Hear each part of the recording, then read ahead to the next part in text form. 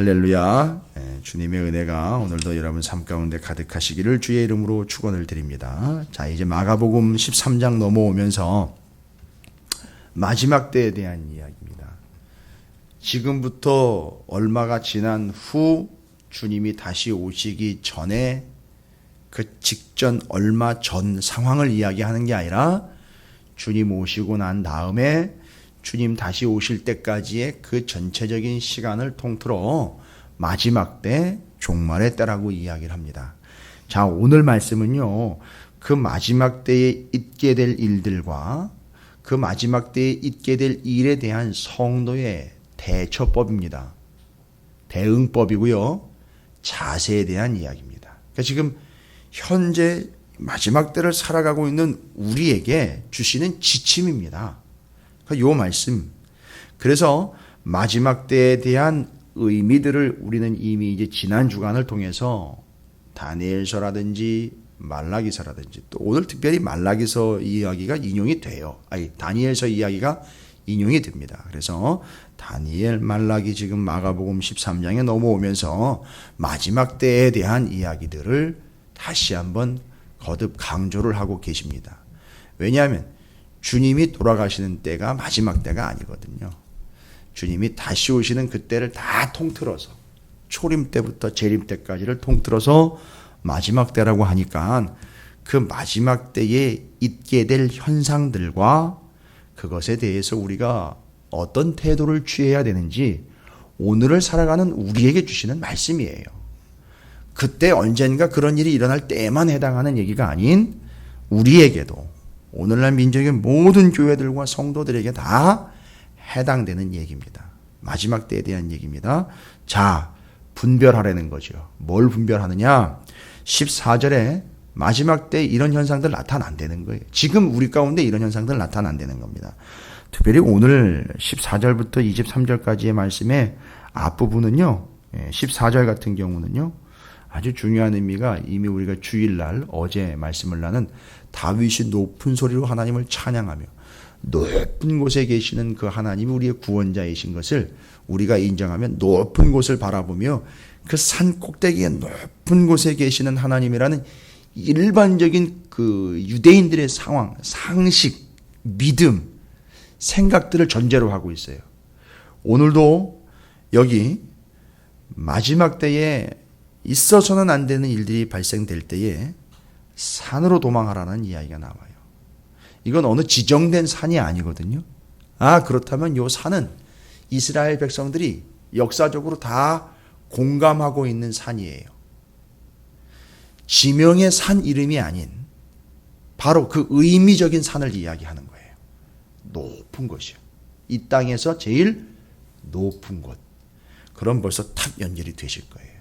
어제 하루 종일 우리가 다윗에 대해서 높으신 하나님을 높은 소리로 찬양하며 그 높은 곳에서 우리를 도와줄 어떤 다른 존재가 오는 것이 아닌 하나님만이 우리의 도움이다라는 사실을 인정하면서 그걸 찬양했던 다윗의 이야기가 14절 한 장 안에 쫙 녹아 있습니다. 그리고 이야기합니다. 멸망에 가증한 것이 서지 못할 곳에 선 것을 보거든 읽는 자는 깨달을진저. 읽는 자는요, 우리가 지금 다 성경을 읽고 있는데 이건 뭐 굳이 읽는 자는 깨달을진저라고 얘기한 게 뭘까요? 요 멸망에 가증한 것이 서서는 안 되는 곳에 서는 일이 생긴다는 거죠. 이거는 다니엘서 11장 31절에 12장에 나와 있는 구절을 인용을 한 거예요. 그러니까 다니엘서 읽어본 사람들은 알 거다 이런 얘기예요. 다니엘서 읽어본 사람들은 다니엘서 11장 31절을 제가 읽어드릴게요. 다니엘이 제국 변동의 밑 그림을 그려서 환상을 통해서 보여주신 것을 깨닫고 정리를 끝낸 사람인데요. 그러면 이스라엘의 역사 가운데 제국 변동 속에서 가증스러운 멸망거리가 성전 예루살렘 안에 섰던 기억이 있다는 거죠. 다니엘은 그걸 예언을 한 거고요. 다니엘서와 마가복음 13장 사이에는요, 그 일이 실제로 있었던 거죠. 예, 맞습니다. 신구약 중간시대 때 있었던 일들을 얘기하는 거예요. 무슨 얘기죠? 예루살렘 성전 안에 제우스 신전이 같이 섰었던 때가 있었다는 거예요. 요걸 유대인들은 다 알잖아요. 이게 우리 또 그리스도인들은, 오늘날 그리스도인들은 이 개념을 모르니까 다니엘서와 마가복음 13장 사이에 있었던 그 일들을 모르기 때문에 개념이 안 잡히는 거예요. 다니엘은 예언했습니다. 분명히 성전 안에 멸망에 가증한 것이 하나님 밀어내고 그게스러운 게 아니라 하나님 성전 안에 그게 같이 세워지는 때가 있을 것이다. 마지막 때라는 거예요. 그게 마지막 때 일어날 현상이라는 거예요. 그거 분별하라는 겁니다.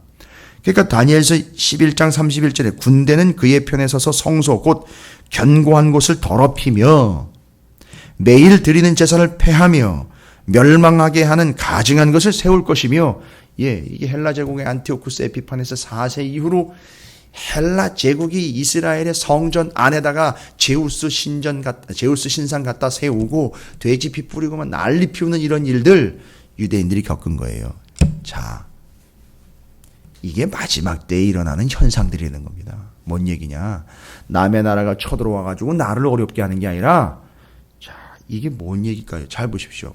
움직이는 성막 500년 역사였습니다. 움직이지 않는 성전 1000년 역사. 그 순간 이후로 너희 몸이 성전된 것을 너희가 알지 못하느냐. 지금 우리는요, 우리 몸이 성전된 시대를 살아갑니다. 옛날에 안티오쿠스 에피파네스 4세인 헬라 제국이 유대인들을 쳐들어와 가지고선 성전 안에다가 제우스 신상 세워놓고 돼지 피 뿌리고 해서 난리를 피웠을 땐 말 그대로 성전에 그랬어요. 건물 성전에요. 근데 지금은요, 그 순간 성전 휘장 찢어진 그 순간 이후로는 우리 몸이 성전이기 때문에 우리 안에 하나님 예수 그리스도 말고 다른 걸 세워버린다는 거예요. 이게 누구 얘기인지 아십니까? 어제 우리가 얘기한 미갈 얘기예요. 미갈이 신상 드라빔을 가지고 삶을 살아가고 있을 때 그거랑 똑같은 현상이 우리 안에 있다는 거죠. 하나님을 믿고 교회를 다닌다고 하면서 이거예요. 다른 걸 또 믿고 있는 거예요. 심각하죠. 사울이 엔돌에 신접한 무당, 그 무당 힘을 빌려서 사무엘을 끌어올려달라고 이야기하는 이런 짓거리인 거예요. 똑같은 거죠. 그러니까 그 딸이 마찬가지인 거죠. 근데요, 우리가 그런 짓을 하게 된다는 겁니다. 마지막 때에는. 하나님 말고 다른 걸 더 의지하면서 드라빔처럼 미갈이 자기 가정의 수호신을 따로 우상으로 가지고 있는 것처럼 우리가 하나님을 믿는다면서 또 다른 뭔가를 의지할 거리를 가지고 드라빔처럼 쥐고 다니는 시대에 그게 마지막 때 멸망에 가증한 것이 거기 성전에 쓰는 걸 보게 될 것이다, 이 얘기인 거예요. 그게 마지막 때인 거예요. 여러분 분별하십시오. 우리 안에 하나님 말고 예수 말고 다른 것이 또 서 있으면요, 그게 그 사람의 마지막 때인 거예요. 마지막 때의 현상이라는 거예요. 잘 보세요. 교인들이 전보로 다니는 거 마지막 현상이에요. 마지막 때 그런 일이 있는 거예요. 지금이 마지막 때예요. 하나님 말고 다른 걸 더 의지해서 그쪽으로 함께 하나님을 아예 밀어내고 그게 딱 자리를 잡아버리면 아예 그건 나쁜 놈, 죽을 놈, 멸망할 놈 이렇게 가버리겠지만, 아니 이것도 아니고 저것도 아닌 어정쩡할 뿐만 아니라 이건 아주 교활하기까지 한 이런 정책을 피고 있는, 이런 신앙의 정책을 삼고 있는 이들이 바로 마지막 때 일어나는 현상들이라는 거예요. 그렇죠? 보시면 아실 거예요. 교회나 성도들이 지금 이런 현상 가운데 있죠. 그게 마지막 때예요. 자, 그래서 그 다니엘서를 읽어보면 알지만 그럴 때 그런 일이 있었고, 신구약 중간시대 때 실제로 다니엘이 예언한 것처럼 그런 일들이 있었던 것, 우리 민족들이요, 동족들이, 유대인들이 다 알지 않습니까? 라고 이야기하는 거예요. 그건 또 세계사예요. 세계 사람들도 알아요. 그때 유대에 있는 자들은 산으로 도망할지어다. 뭐예요? 산이요. 지정된 산이 아닙니다. 높은 곳으로 도망할지어다. 뭔 얘기입니까? 변함없이 그런 일이 생기면, 아니 그런 상황일지라도 누가 뭐라 그래도 그때는 그런 멸망에 가증한 것들이 막 세워지는 그런 혼란스러운 상황일지라도 너는 산으로 도망가라. 너는 높은 곳으로 가라는 거예요. 이게 뭔 얘기입니까? 하나님만 찬양하면서 하나님만 의지하며 가라는 얘기예요. 어려운 게 아닙니다. 산으로 도망하라는 얘기는 그 멸망에 가증한 것들을 피해 하나님만을 높이라는 얘기예요. 실제로 이제는 아예 자기가 높은 곳으로 가라는 얘기죠. 하나님만을 바라보며 아주 변함없이 하나님, 이 마지막 때에는 하나님의 도우심과 하나님의 의미를 다시 찾고 하나님이 원래 말씀하시는 그 말씀으로 돌아가려는 거예요. 하나님만 바라보라는 얘기입니다. 이건 그렇게 해서 14절이 완전히 쐐기를 받고 마지막 때에 아주 정확하게 대원칙을 설명하면서 들어가는 거예요.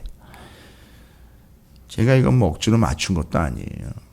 우리가 어제 주일날 다윗이 하나님을 높여 찬양했던 그 부분과 정확하게 연결이 되는 거예요.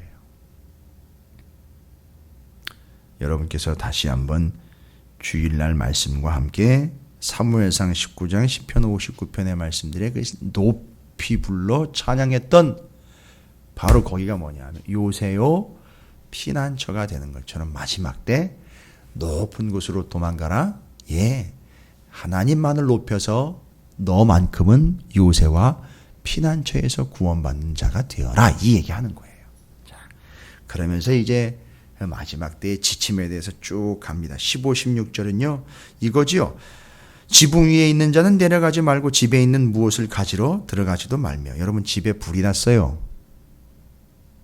절대 들어가면 안 됩니다. 그죠?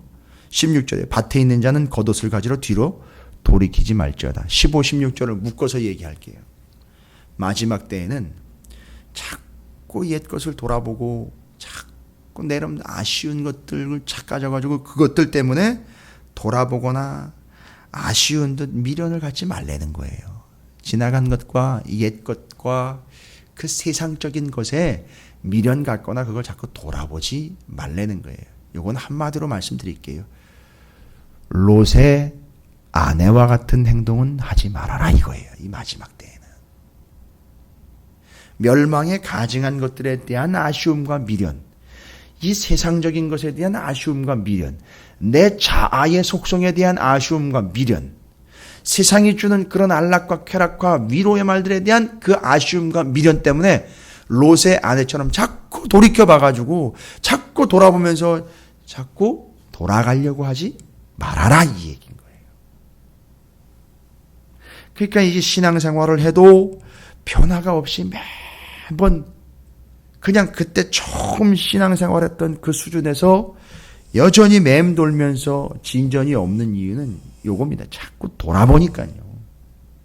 그렇게 하지 말라는 거. 이게 마지막 때 성들의 자세입니다. 예, 높은 곳으로 도망하라. 다윗 이야기 하나님만 높여 찬양하며 그것만 기억해라. 하나님만을 높여라. 하나님만을 찾아라. 하나님만을 구해라. 자꾸 롯의 아내처럼 아쉬움에 돌아보지 말고 아쉬움에 옛것 자꾸 찾지 말고 아쉬움에 넘어가지 말라. 요 얘기하는 거예요. 15, 16절은요. 17절은요. 그날에는요. 이 마지막 때는 아이 벤 자와 젖 먹는 자들에게 화가 이거는요. 여성을 비하하거나 이 임산부들이나 또 아이를 기르는 어머니들을 폄하하는 표현이 아니에요. 여러분 잘 보십시오.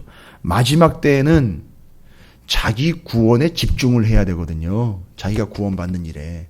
근데 지금 아이를 가진 여인이나 젖을 먹여야 되는 애가 있는 무언가를 또 다른 것에 집중해야 되는 상황이 있다면 마지막 때에는요. 자기 구원받는 문제에 집중해서 구원을 받아내야 되는데 집중해야 될 또 다른 뭔가 생기는 거예요. 이건 우상의 얘기와는 다른 거예요. 멸망의 가증한 건과 다른데 또 다른 뭔가 집중할 게 또 있어서 자기의 구원 문제와 영적인 문제들을 집중하지 못하고 산발적으로 이것도 집중해야 되고 저것도 집중해야 되는 이런 아쉬운 문제가 생기지 않도록 주의하라는 얘기예요. 그걸 그런 식으로 표현을 한 겁니다. 마지막 때 지침 주는 거예요. 그리고 심지어는요. 이 일이 겨울에 일어나지 않도록 기도하라. 엎친 데 덮친 거예요. 마지막을 살아가는데 여러분 전쟁이 났는데요. 겨울에 났어요. 도망가야 되잖아요. 피해가야 되잖아요. 그런데 추워요.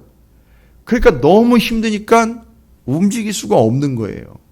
움직여도 총에 맞아 죽는 거 그것도 두려운데 얼어 죽는 것도 또 두려운 거예요.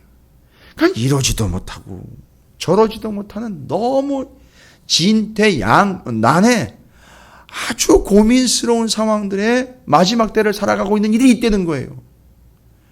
이때는요 특별히 주의하라는 게 아니라 그렇게 되지 않도록 뭐 하라냐면 기도하라는 거죠.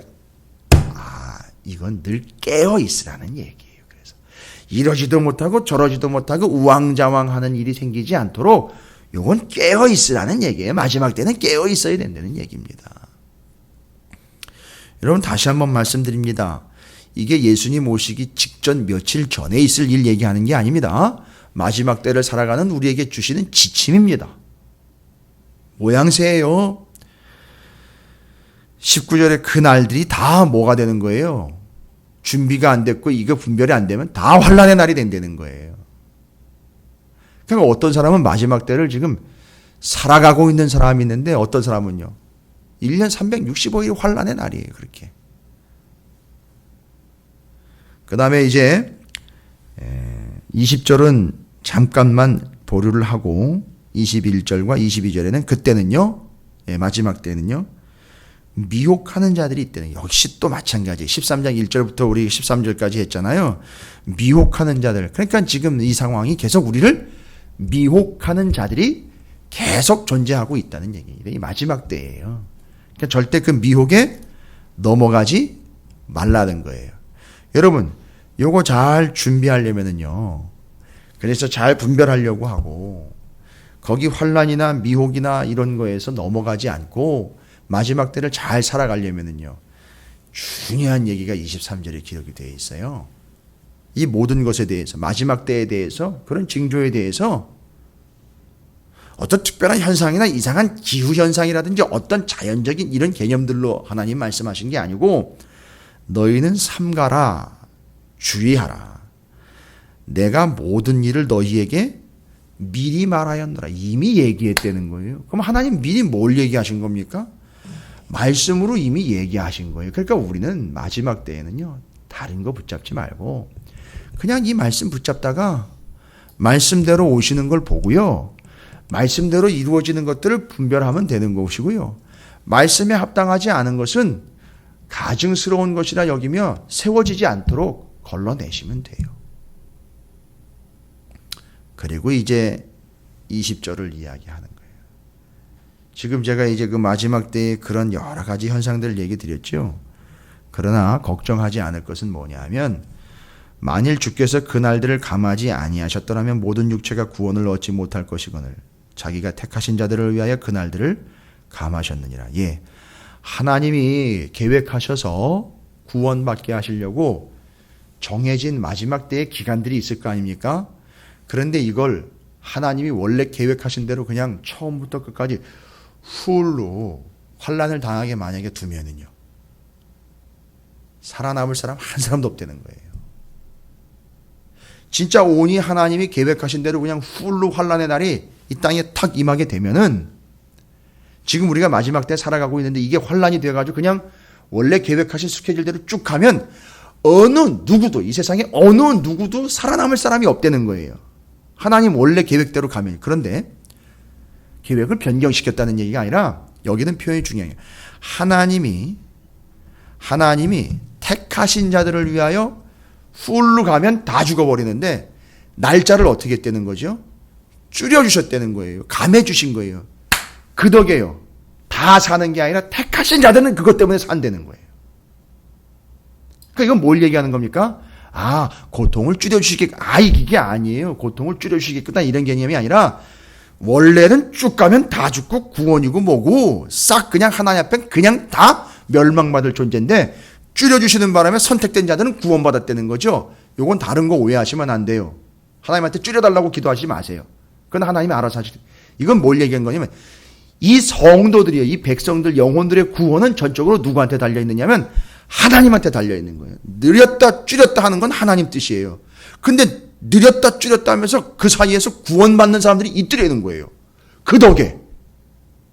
그러니까 구원은 전적으로 하나님의 손에 있는 거예요. 마지막 때 살아가는 거죠.